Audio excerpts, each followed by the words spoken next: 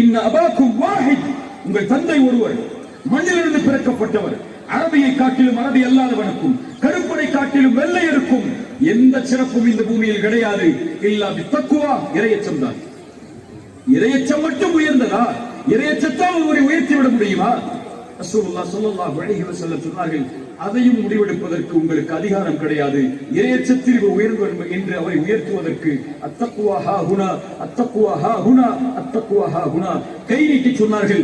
இறையச்சம் என்பது இங்கே இருக்கிறது, பேச்சில் அல்ல, உங்களுடைய தோற்றத்தில் அல்ல, உள்ளத்தில் இருக்கிறது, உள்ளத்தில் இருக்கிறது. அதையும் அறிந்தவன் இறைவன்.